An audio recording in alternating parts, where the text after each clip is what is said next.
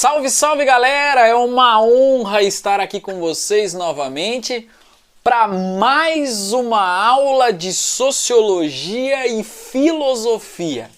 Veja, o tema da nossa aula de hoje é indústria cultural e escola de Frankfurt.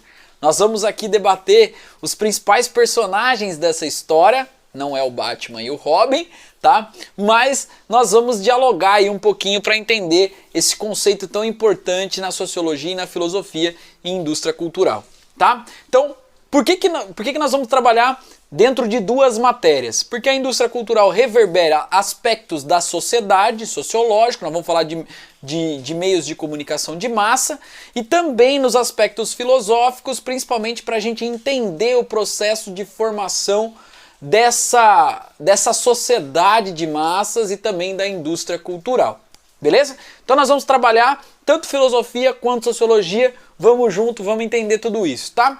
Bom, para a gente falar de tudo isso, antes da gente se aprofundar um pouquinho, nós temos que ter como pano de fundo uma excelente obra, a obra que traz esse conceito de indústria cultural, que é a Dialética do Esclarecimento, dos autores, né, do Theodor Adorno e do Max Horkheimer, né? Então nós vamos debater sobretudo esse livro, veja só o nome, né? A dialética. Então é algo que tem múltiplas influências, né, e múltiplas consequências também do esclarecimento. Esse conceito de esclarecimento é um conceito que reverbera aquilo que foi construído no iluminismo. Então nós vamos discutir tudo isso, tá? Bom, qual é a situação histórica que esses caras estão escrevendo, que eles estão pensando essa indústria cultural e o porquê eles estão questionando esse esclarecimento? Bom, eles estão estudando, né, durante o século XX e no período entre guerras, ou seja, o período entre a Primeira Guerra Mundial e a Segunda Guerra Mundial. E ali então existe uma contestação do racionalismo, da racionalidade, do esclarecimento construído a partir das revoluções burguesas do século XVIII. Onde lá naquelas revoluções eles diziam que a razão seria capaz de levar à emancipação humana dos seres humanos. E o que eles acabam percebendo é que no período entre guerras nós temos ascensão dos regimes totalitários, sobretudo do nazifascismo.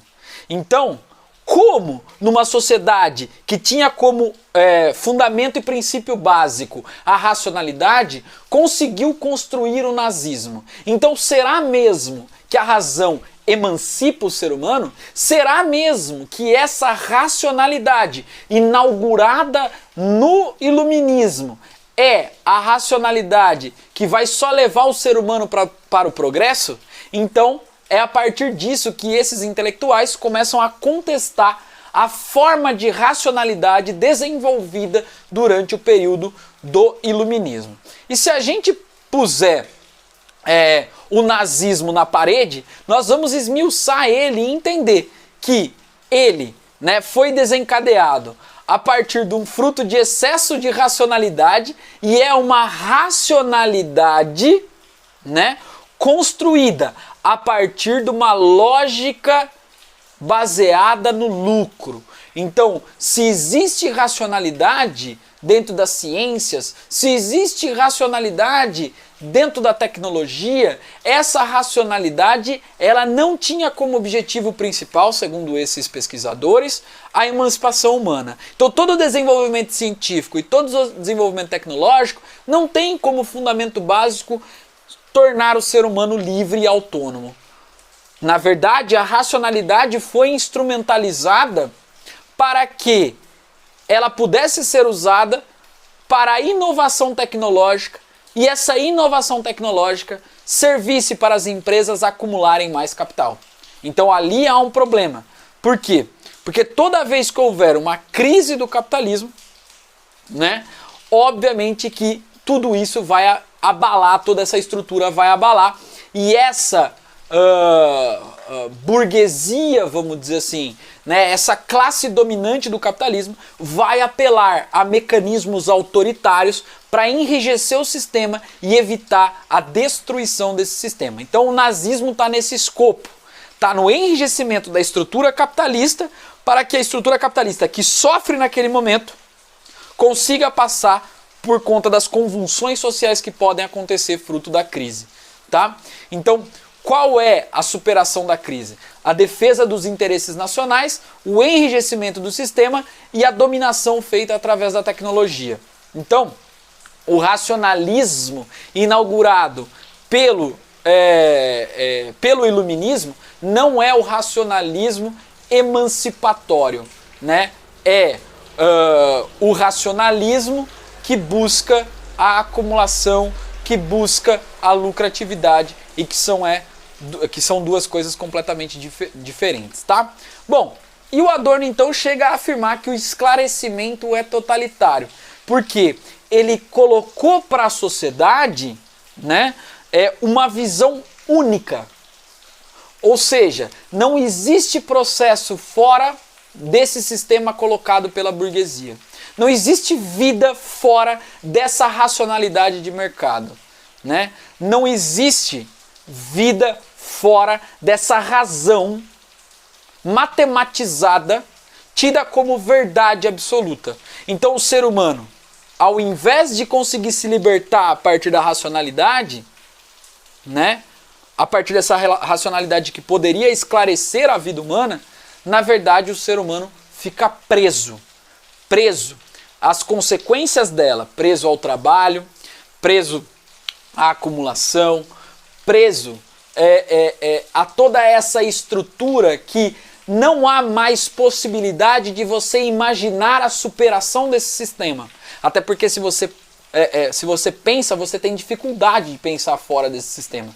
Até porque esse sistema acabou até construindo formas de pensamento sobre ele mesmo, tá? Então é claro que há uma evolução técnica, né? Por conta, se a gente perceber as expectativas de vida, por conta da gente perceber o nível educacional das pessoas.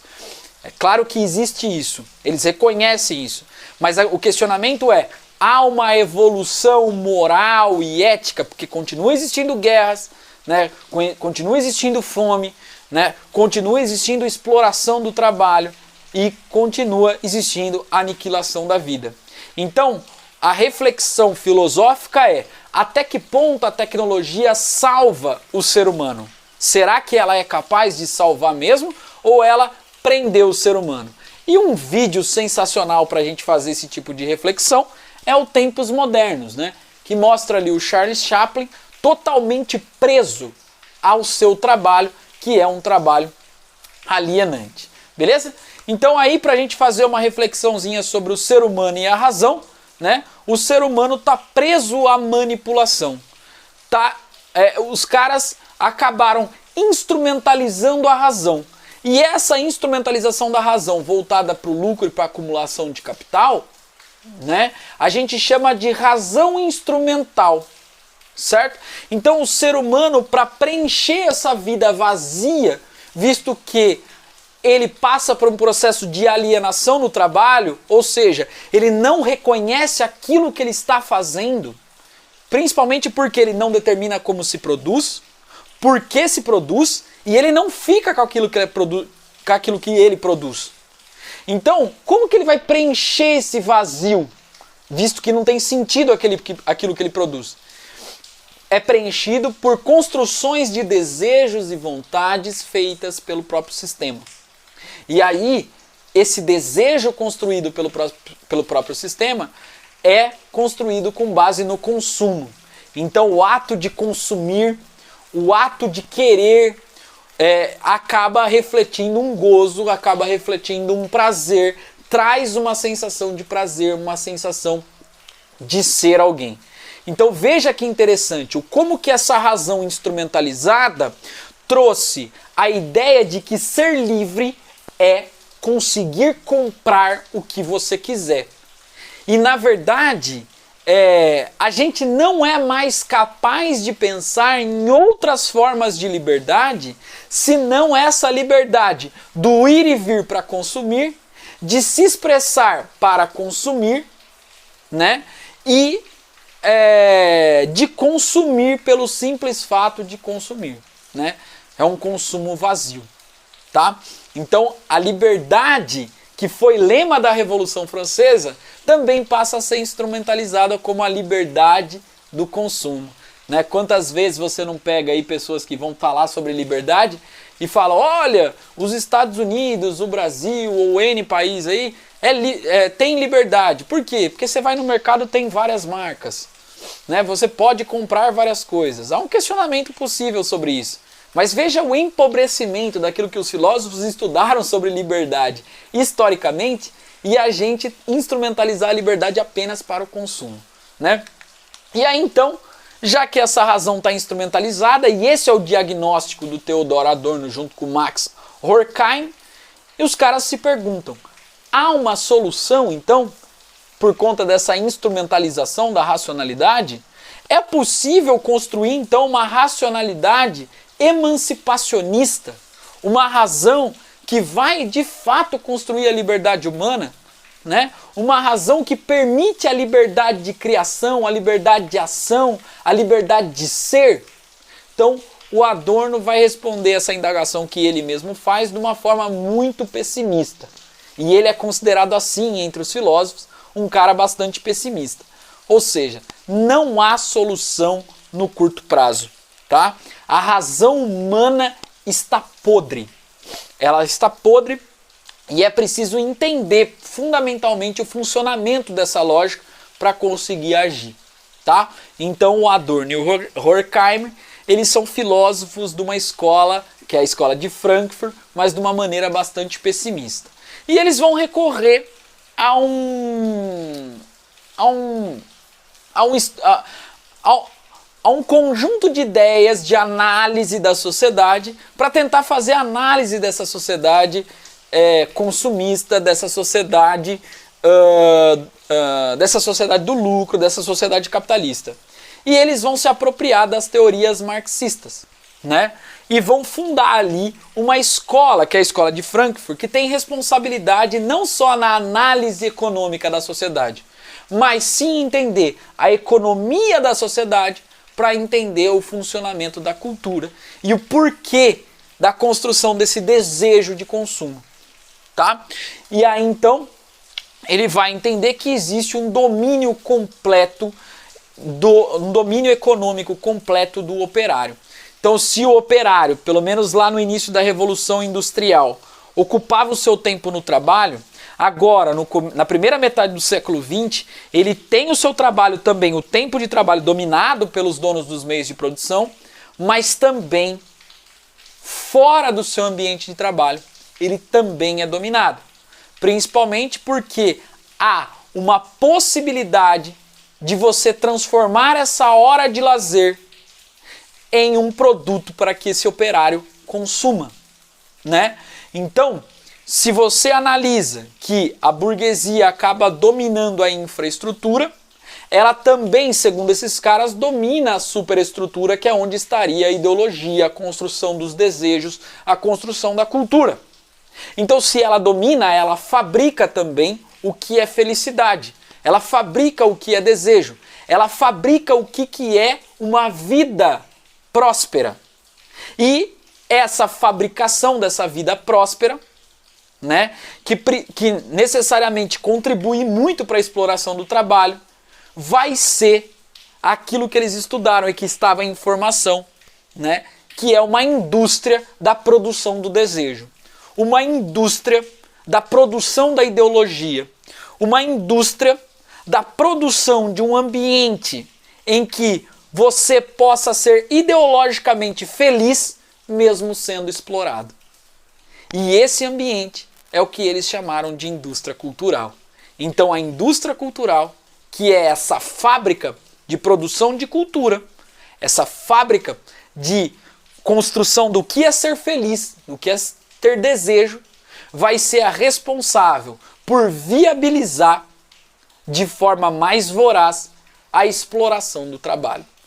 E, consequentemente, alimentar essa dominação do trabalhador, tá? Então, claro que felicidade, então, passa a ser apresentada nos filmes, nas músicas, né, nas telenovelas e numa série de outros recursos que acabam construindo esse mundo ideal para os seres humanos. Né? Então, felicidade é ter, sem crítica. É ter uma casa, é ter uma família e tudo mais. O modelo correto é gastar. A ocupação do lazer do operário. Então, veja, se você tem uma forma de vida desgastante, das 7 às 7 no trabalho, depois das 7 você pode consumir produtos que, ao mesmo tempo, relaxam o seu corpo e constroem uma forma de encarar a realidade, né? Que seria essa produção de produtos culturais. E aí então vem essa indústria cultural que vem para produzir essa cultura, né? Que deixa de ser uma cultura espontânea e passa a ser uma cultura voltada também para a lucratividade, voltada também para a acumulação. Certo? Então essa cultura nada mais é do que um produto, que não tem mais a ver com relações sociais espontâneas, que tem a ver com consumo. Então é como se essa cultura saísse, perdesse a sua aura, perdesse as características de nascimento, visto que a cultura surge a partir das relações sociais dos seres humanos. E passa a ser então um produto construído pela indústria para a venda. E claro, como todo produto que é colocado à venda, ele precisa de uma produção em massa. Porque se você fizer cada produto com uma característica, isso não se torna esse produto altamente rentável. Então existem características da cultura popular, que depois foram transformadas ao longo do tempo do que a gente chama da cultura pop, que acabou costurando e construindo elementos que possam ser vendidos tanto no Brasil, como nos Estados Unidos, como no Oriente. E as pessoas consomem esse produto porque acabam se identificando com esse produto de algum modo. E de certa forma essa intensificação da globalização, né, onde valores culturais, valores sociais, valores morais e éticos são compartilhados pelo mundo todo, facilitou a expansão dessa indústria da cultura. No entanto, claro que o Theodor Adorno vai questionar essa indústria da cultura porque ele questiona a perda dessa aura desse produto. Né? Desse produto não, a perda da aura da cultura. Questiona esse processo, né? Falando, poxa, a cultura era espontânea, a cultura fazia parte do esclarecimento real das pessoas. Né? E quando essa indústria abocanha essa cultura e transforma em produto, ela deixa de fazer com que o indivíduo consiga perceber a sua realidade de forma mais concreta. E passa então, né, esse produto cultural agora, ser um fator de alienação do trabalho. Tá? Mas ao mesmo tempo vem também um colaborador da indústria cultural, que é o Walter Benjamin, e escreve uma obra de arte chamada, uma obra escrita, chamada A Obra de Arte na Era da Reprodutibilidade Técnica. Tem um C aqui, técnica, tá? Que ele vai questionar um pouco o Adorno, vai falar, calma lá, né? Apesar dos pesares, né, apesar da cultura estar se transformando num produto, é importante notar que essa cultura ela pode chegar aos trabalhadores. Então, para você acessar a cultura, não necessariamente você precisa ir a um museu e a um teatro. Agora os trabalhadores têm acesso a essa cultura também. Então existe uma contradição posta aí, né? Que ao mesmo tempo que ela aliena, mas também os trabalhadores têm mais acesso a ela. Tá? Então a ideia é, bom, o Adorno vai olhar e falar assim, tudo bem, tá, mas quem financia essa cultura? Quem transforma essa cultura em produto? Né? Qual é o objetivo de transformar essa cultura em produto? É o lucro. Então a cultura não é mais o fim das relações sociais. Ela é o meio de acumular lucro. Então há uma lógica da cultura capitalista que acaba colonizando o inconsciente. Então a cultura serve como instrumento de dominação e não mais instrumento de emancipação. Tá? E aí a pergunta é, o que muda com a padronização cultural? O que muda com esses produtos padronizados? Né? Nós vamos ter aí uma colonização de culturas, um domínio econômico sempre sendo o domínio cultural, né? E claro, Obviamente, onde essa cultura como produto chega, que geralmente vem dos países mais fortes de desenvolvimento capitalista, claro que há uma resistência onde ela chega, né?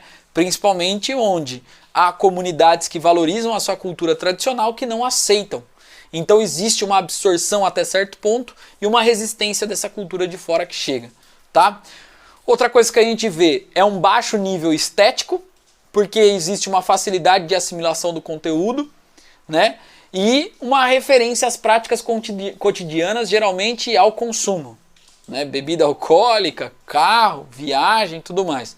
Há uma domesticação do estilo, né? Porque existe sempre um padrão, né? Um começo, um meio e um fim. A gente viu muito isso em filmes, né? Que existe toda uma trama para dar um final feliz. É claro que depois foram criando novos nichos de mercado, e aí outros filmes foram aparecendo, né? Mas a estrutura é sempre a mesma, porque não há liberdade para improvisação, não há liberdade para algo espontâneo, né? Porque se as pessoas não gostarem, ou se aquilo ficar mal falado, não vai ser vendido, tá? Então a diferença, uma música de 15 minutos, né? Ou um filme de 24 horas, por exemplo, é visto como chato, como algo negativo, né, que está fora do padrão, tá? Há um divórcio da arte e do criador, visto que é produzido para venda, então as pessoas não se reconhecem naquilo que é produzido, né? E ali, então, há um povo alienado para o próprio produto que se consome, né? A cultura como entretenimento, que tem uma função básica também de ocupar o tempo livre do trabalhador, o lazer é igual a consumo e essa cultura que você não precisa estimular novas formas de raciocínio, de pensamento, de lógica, né? Você não pensa na superação da vida em que você vive, pelo contrário, você legitima a vida que você vive e legitima a exploração inconscientemente, tá? A massificação de atitudes e ideias, né? Como o consumo de bebidas, de carro, de baladas, de viagens e tudo mais. Há um controle ideológico, um controle cultural, né? Principalmente esses veículos de massa foram muito utilizados na doutrinação de comportamentos, né? Ditando comportamentos, como é o caso tanto do Stalin quanto é o caso do Hitler, né? E aí escrito, a vida imita o vídeo, certo? Então é colocado isso como uma prática recorrente. E por fim, a banalização do sofrimento, né? A violência como espetáculo, né? Existe pouca perspectiva transformadora, é reproduzido só para vender, a gente vê os programas televisivos que correm sangue e as fórmulas prontas, né? Final feliz, de superação, trabalha que dá certo e tudo mais. E por fim, a manutenção da ordem capitalista e dos poderes políticos, certo? Então, falamos um pouquinho de indústria cultural, falamos um pouquinho de Adorno e Horkheim, espero que vocês tenham gostado, fica aqui o meu abraço, até mais, fui!